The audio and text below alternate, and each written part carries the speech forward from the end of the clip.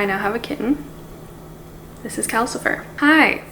Welcome back to my channel. Before we start this book haul, I have a special guest, and he is a cat. This is Calcifer, everyone! I've had Calcifer for 2 days now, and I wanted to introduce him to you guys. I'm so thrilled. You guys know I wanted a cat for so long. I wanted a cat my whole life.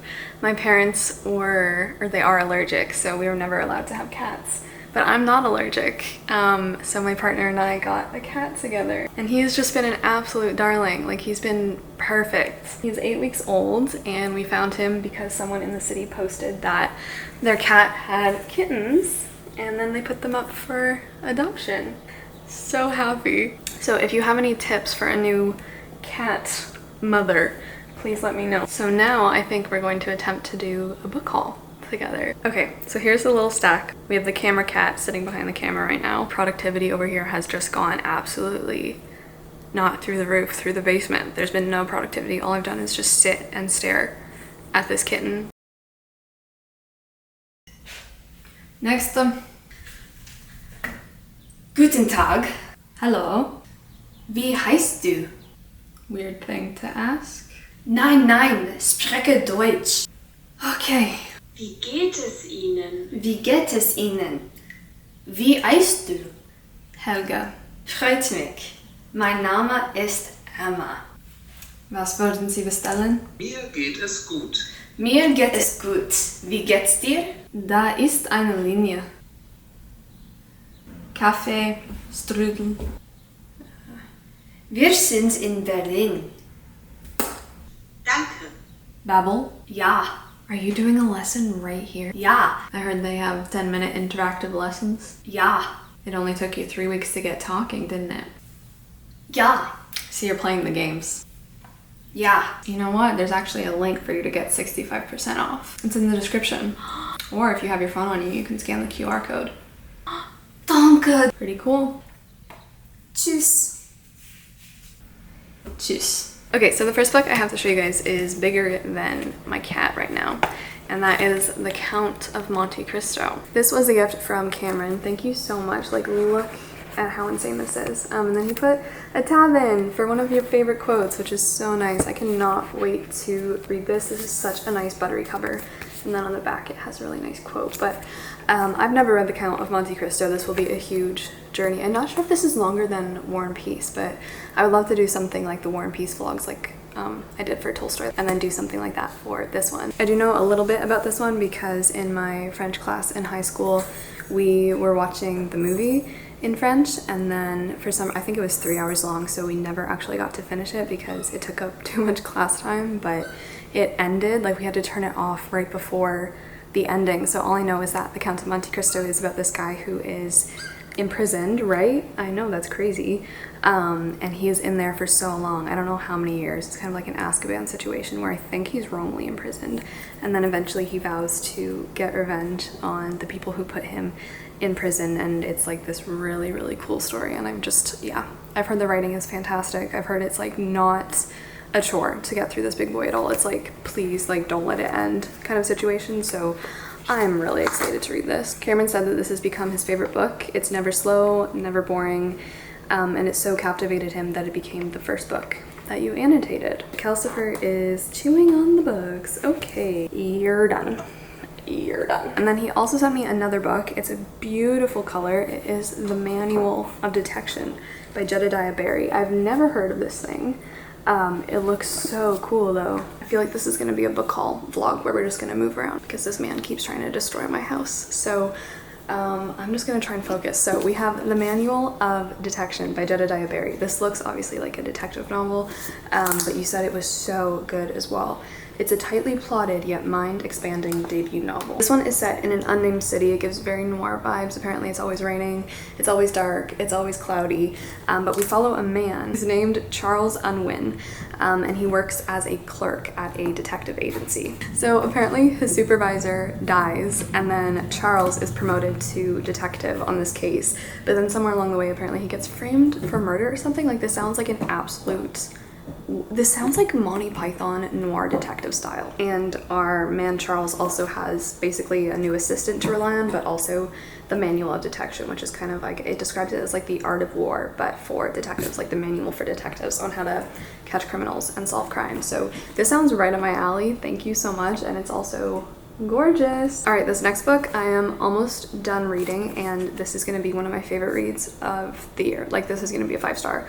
I think I might finish it today, although I do have a bunch of schoolwork because I've been gone. I just came back from Banff and there's just been so much going on, and of course Calcifer has arrived a couple days ago. And yeah, but this is Ice Fields by Thomas Wharton, and this is one of the best books I've ever read. So I purchased this in Banff at Lake Louise, which was amazing.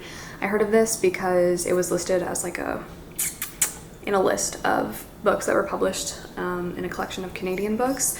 So Ice Fields is a story about ice, but it's also about so many different people. The book starts with Dr. Byrne, who is on an expedition in 1898. He's a doctor, but he really likes glaciers and collecting flower specimens, animal specimens, everything like that. But while he's on this expedition in Jasper, which is also in Alberta, there's Banff National Park, and then there's also Jasper National Park, and they're quite close to each other. But he falls into a crevice in the glacier, and he's like hanging upside down, and while he's down there waiting to be rescued, he like goes in and out of consciousness. But then while he's down there, when he is awake, he sees something in the ice that is a little bit strange, and he's like, what is that? And then when he wakes up, like his whole world is just changed because of what he sees in the ice, right? And then from there you follow him like returning to Jasper, obsessively researching the glacier. He becomes like an amateur glaciologist, I believe they're called. Hi, what are you doing? Whoop. And it's just it's so good. We follow a whole bunch of other people who are obsessed with the glacier, who go there for different purposes. We have this man named Trask, who's like an awful entrepreneur who's trying to make Jasper like the next tourist town. And it was just so unbelievably cool to be in Banff and like see so much of what they were talking about, like see the nature, see the mountains, be able to picture be able to like see vividly what they were seeing. The writing in this book is so fantastic. Like, it's just plotted so expertly because we follow the perspectives of like the entrepreneur. We have a poet who comes for solitude because he like hates everything he's written. We have a woman named Freya who is very much challenging the gender norms of her day, and she's like a journalist, writer, photographer, world explorer basically. And they all kind of merge, and their lives like collide with the ice and the changing structures. And this book is just right up my alley. Like, oh my god, the care that is used to describe like the glacier and the nature, it's just so cool. It's so cool.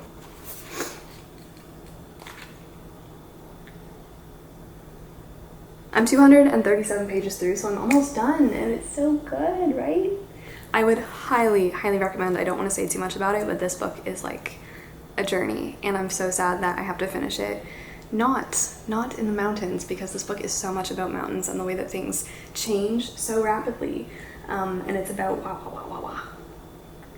glaciers and like ice and snow and just like, oh, so cool, like time, like ice as time. It starts with a quote, as if everything in the world is the history of ice, and it is, and it's so good. It's so good. Do you want to see this one? So this next book I bought for my American Lit class, which I am just drastically behind on because, like I said, I've been very busy. If you bite that, just bite it gently, okay? So I bought Daisy Miller and Other Stories by Henry James. I think we're just reading Daisy Miller, and I got the Oxford World Classic edition because I love collecting these now. So I was definitely a little confused because I thought Henry James was British. Was he British? Maybe he moved to America, or the other way around, like with T.S. Eliot. But he is on our American Lit course, so either he was born in America or he moved to America. But yeah, I have no idea what Daisy Miller is about. The Turn of the Screw is one of my favorite books, so very excited about that. Apparently it is the tale of Daisy's eruption into staid European society, describing a confrontation between different values in a changing world. Is the new independent American girl enchanting in her spontaneity, or merely vulnerable in her ignorance of social codes. I don't know. I hope this is good. The American Lit course so far, you're gonna fall off the couch, has not been the most engaging thing ever, so I am excited to read more from Henry James though. And then this next book showed up in my P.O. box as well, and this had a note from Randall inside that says, this is one of the most beautifully written books I read in recent years, and it is Night Boat to Tangier by Kevin Barry. This is gorgeous. Look at this. Look at this cover. This one I've heard about, but I don't really know what it is. I know it follows two Irishmen who are on the docks or like waiting for someone on a ship to come back home. I think it's their daughter or something. They're in a sketchy Spanish port, and both of the Irishmen are like longtime smugglers of drugs, but they're trying to wait for one of the Irishmen's estranged daughters, who I think the name is Dilly. It seems like it takes place just while they're waiting for one of their daughters to arrive, because it says the nocturnal vigil will initiate an extraordinary journey back in time to excavate their shared history of violence, romance, mutual betrayals, and serial exiles. And it starts with a quote that says, "In Spain, the dead are more alive than the dead of any other country in the world." Is it almost all dialogue, it looks like? Maybe. Oh, amazing. Okay. So that is Night Boat to Tangier. Thank you so much. The next book was also a gift from one of you guys. This sounds so good, and it's blurbed by David Mitchell. And that is Build Your House Around My Body by Violet Cooper-Smith. Look at how gorgeous this is.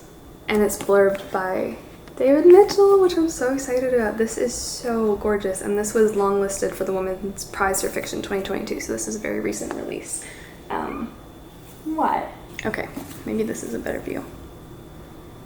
Okay, so the house, what is this? Build your house around my body. It says, two young Vietnamese women go missing decades apart.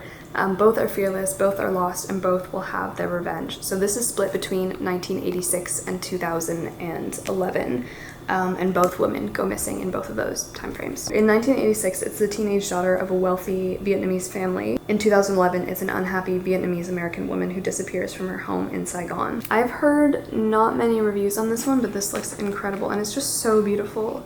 And it comes with like a list of the characters. It comes with a wonderful map. Oh, look at that map. That is so beautiful. I love maps. Oh, more maps. This next one came from Anna, and she gave me Divine Punishment. Look at how shiny, and look at this painting on it. Wow. I feel like I have heard of this at one point. Have you heard of this? I think I thought this was a Russian novel, but probably just because it was called Punishment, and I like just associated it with Crime and Punishment, but it's not. It's the Great Central American Novel. Do you want to know what this is about? It's about the most famous criminal trial in Nicaragua. The alleged murders in 1933 of two high society women, and then it follows an examination of Nicaraguan society on the brink of the first dictatorship. Oh! Passion, money, sex, gossip, political intrigue, medical malpractice, police interference, and judicial corruption all merge into a novel that reads like a courtroom drama. It says it's a darkly comic detective novel set in 1933. So that is Divine Punishment. You're gonna get divinely punished if you keep eating my books, you know what I'm saying? Next up, we have a gift from SJ. This is so cool. Oh, you're gonna love this. You're gonna love these tassels. This is Literary Witches, a celebration of magical women writers, and it's also illustrated, which is so cool. Okay, just wait a second. Does this bookmark come out? Look, she gave you a bookmark to play with. Ooh. So here it is. It's gorgeous. If you open it up, this I've already looked through this so many times because it's so pretty. So we have like a bunch of women writers imagined as witches, and then they're all illustrated. Look at that. These are so pretty. I may have to frame some. So it gives you like a little summary of their life, but then also imagines their witchiness. What do the ants whisper to Emily as they climb the ruined trees outside? She puts her ear to the bark and listens. She will join their palace. She will be their ant queen. She will pit them against other ant queendoms. She will watch their love and war play out. And then it has like recommended readings and stuff, but it just has so many different people. It's so cool. Who's this? Angela Carter? Is this Angela Carter? Yes. Audre Lorde. Oh my god, who's this? Is this Emily Dickinson? Yes. Emily Dickinson. It's so, oh, this is gonna be so fun. Okay, I have 2 more books. The first one is Restaurant to Another World. This is a manga by Junpei Inuzuka, and the art by Takaki Kokatsu. So this one my boyfriend gave me as a gift when I finished my university exams. Where did I hear about this one? I think this was recommended to me on either like Book Depository or might have been on Kindle Unlimited almost. I forget, but this looks so cute. This is right up my alley. So essentially this one is set in a land where by night the people who work at this restaurant open their doors to fantasy creatures. It's every Saturday, sorry, not every night, it's every Saturday. So it's called the Western Restaurant Nicoya, and throughout the whole rest of the week it just functions as a normal restaurant and it serves like everyday people, but then on Saturday the clientele prepare for the arrival of their special guests, who are a bunch of like, I think there's fae, warlocks, ogres, and on Saturday it's known as the Restaurant to Another World. I'm just so interested in this because it looks like such a cozy food manga, and I think we follow a new employee who works at the restaurant, and then she's not altogether prepared for the new arrivals. The last book I'm just so excited about because it is Mary's Monster. Oh my god, look at us. This is by Lita Judge. This is Love, Madness, and How Mary Shelley Created Frankenstein. This has been on my Goodreads to read shelf for years. I've wanted to get my hands on this for so long, and then it came into my PO box. Look at how stunning this is. So this is also illustrated. This is so beautiful. So this is how she made Frankenstein. And especially after writing my biggest paper at uni about Frankenstein, I'm just so ready to consume everything Frankenstein. Are you hiding back there? So that is the last one. Thank you. I cannot thank you enough. This is unbelievably cool, and I've wanted to read this for so long. So this is amazing. It splits between like a narrator writing and then also is like through Mary's journal entries. So yeah, that is the last one. We did it, Calcifer. Yeah, we're done.